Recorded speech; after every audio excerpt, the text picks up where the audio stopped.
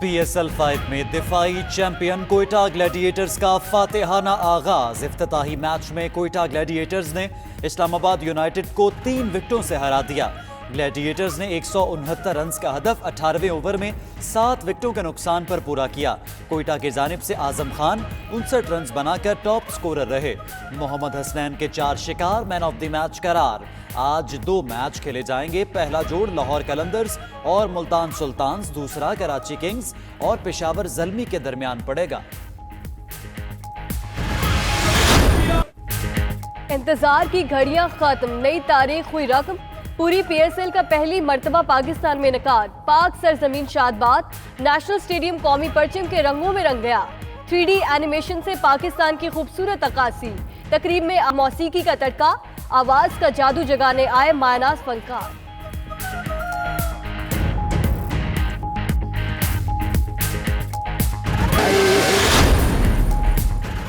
मशहूर empire Simon TOEFL Pakistan में cricket का मेला देखकर खुश। नेशनल स्टेडियम कराची में गुफ्तगू में बोले, एक मैच क्रिकेट की तारीख बदल देता है। पाकिस्तान को भी एक मैच की जरूरत थी। वेस्ट इंडीज के अजीम बॉलर कैटली एम्ब्रोज ने वजीर आजम की तारीफों के पुल बांध दिए। कहा, इमरान खान इब्तिदा से ही लीडर हैं।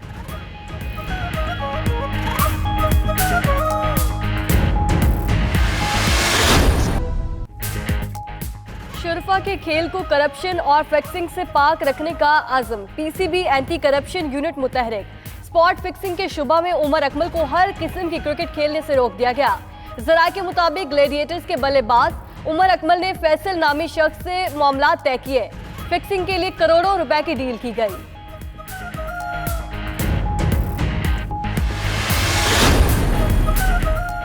लीबिया के मुत्तहारिब ग्रुपों ने अमन मज़ाकरात शुरू कर दिए।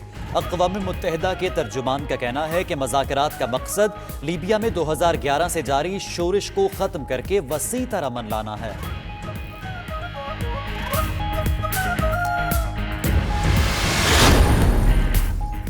आज़ादाना इंतखाबात के इनकाद में रुकावट डालने के इल्ज़ामात। अमरीका ने 5 ईरानी हुकाम पर पाबंदियां आयद कर दी।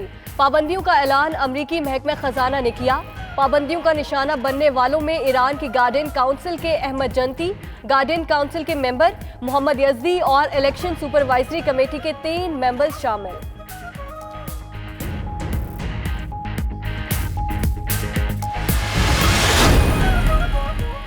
ट्रंप के मशीर रॉजर स्टोन को रूस के हवाले से तहकीकात में झूठ बोलने पर 3 साल से ज़ायद की सजा सुनाई गई। रॉजर ने कानून साजों से 2016 के सदारती इंतखाबात में रूसी मदाखलत के हवाले से झूठ बोला। रॉजर को कांग्रेस से झूठ बोलने, इंसाफ की राह में रुकावट डालने और गवाही खराब करने पर मुजरिम करार दिया गया।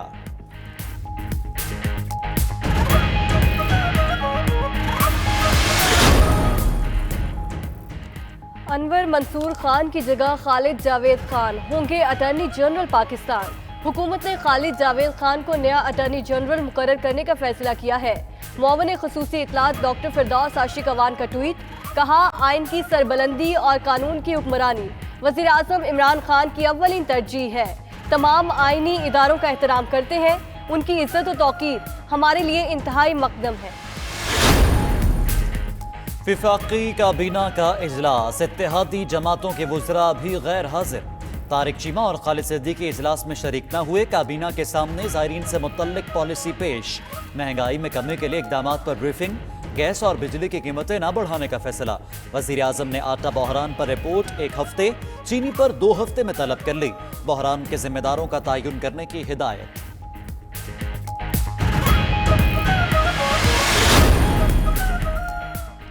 मुल्क में करप्शन के साथ हुक्मरान भी नाअहल और नालायक है। बिलावल भुट्टो कहते हैं, अगर मरियम नवाज मुलाकात की दावत देंगी तो इनकार नहीं कर सकते। उम्मीद है शहबाज शरीफ जल्द पाकिस्तान वापस आएंगे और अपना किरदार अदा करेंगे। अगर अदालती अहकामात के बरखिलाफ उन्हें गिरफ्तार किया गया तो आसिफा बीबी पार्टी की क़यादत करेंगी।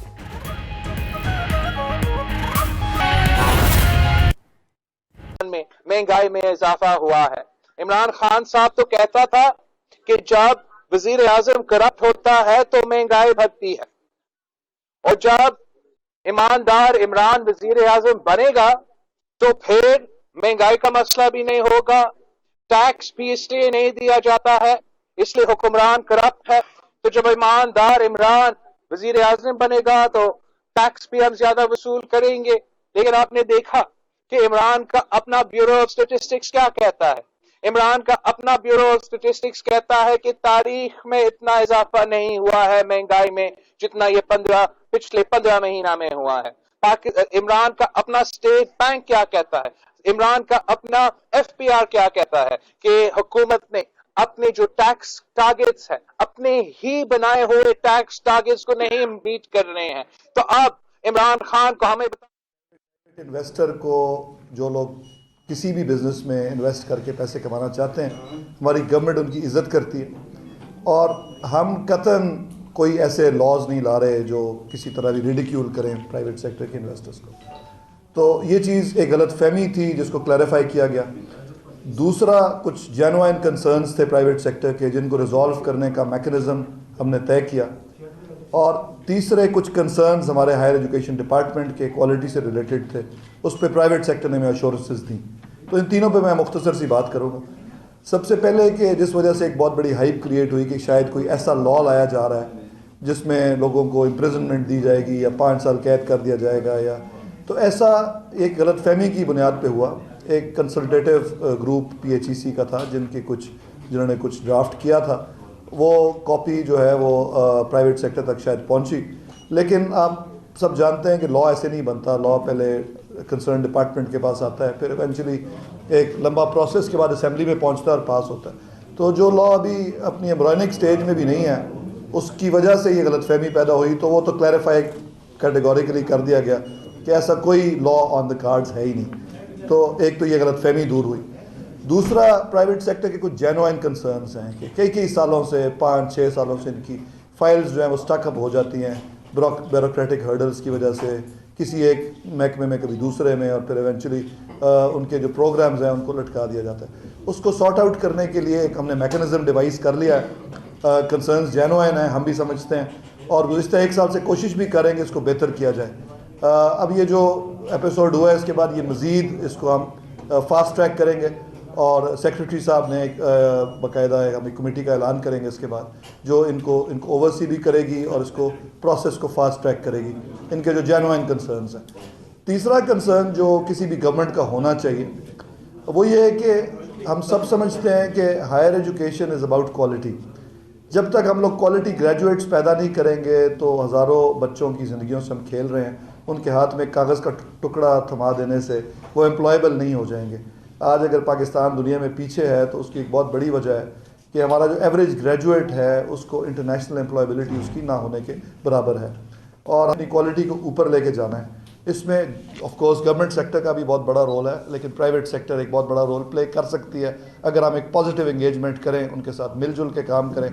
तो हमने उसमें मुख्तलिफ़ चीज़ें ज़ेर बहस आई, सब कैंपसेस का कॉन्सेप्ट, उसको इम्प्रूव कैसे करना है या उसको आगे किधर लेके जाना है, ये अब मुस्तकबिल में हम इसको सॉर्ट आउट करेंगे। लेकिन बहरहाल ये बात तयशुदा है कि हायर एजुकेशन की क्वालिटी पे कॉम्प्रोमाइज़ ना प्राइवेट सेक्टर करेगा ना गवर्नमेंट सेक्टर करेगा, और हम मिल के इसको ऊपर लेके जाएंगे ताकि हमारे जो भी ग्रेजुएट्स प्राइवेट सेक्टर या गवर्नमेंट सेक्टर की यूनिवर्सिटियों से निकलें वो एम्प्लॉयबल हों फ्यूचर में, क्योंकि ये मेरा ख्याल हमारी एक कौमी जिम्मेदारी है। बच्चे, माँ बाप बड़ी मुश्किल से अपने बच्चों की फीसेस पे करते हैं, और जब डिग्री लेके निकलते हैं तो उस डिग्री के कोई मानी होने चाहिए। ये सब मेरे जो प्राइवेट सेक्टर के दोस्त हैं इसको वो भी अप्रिसिएट करते हैं, गवर्नमेंट भी अप्रिसिएट करती है। इससे हमें मौका ये मिलेगा कि हम मिलजुल के इसकी बेहतरी के लिए काम कर सकें। तो ये है, ये बेसिकली क्रक्स था बात का। अब मैं बहुत शुक्रगुजार हूँ प्राइवेट सेक्टर का भी कि उन्होंने भी हमारे कंसर्न्स भी सुने, और सेक्रेटरी साहब का कि उन्होंने इनके कंसर्न्स भी सुने, और उन पे बड़ी मुस्बत पेशरफ्त भी होगी। तो अब मैं रिक्वेस्ट करूँगा प्रेसिडेंट साहब से कि वो बात करें।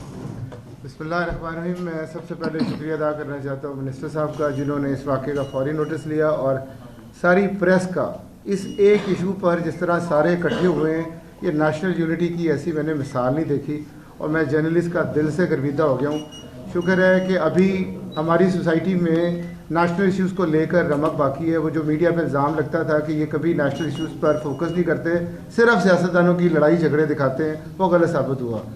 एजुकेशन को प्रायोरिटी बनाए बगैर हम आगे नहीं जा सकते। वो मुल्क कभी तरक्की नहीं कर सकता जिनकी यूनिवर्सिटी अच्छी नहीं है। अगर अमेरिका आगे है या जापान आ गया तो उनकी आईवी लीग जो यूनिवर्सिटीज़ हैं वो सारी प्राइवेट सेक्टर की यूनिवर्सिटी हैं। हार्वर्ड, MIT, जितनी यूनिवर्सिटीज़ हैं वो सारी प्राइवेट सेक्टर, और उनकी फ़ीसें $50,000 पर ईयर से ज़्यादा की फ़ीसें हैं। मैं सिर्फ हम लोग जो गुजारिश लेके आए थे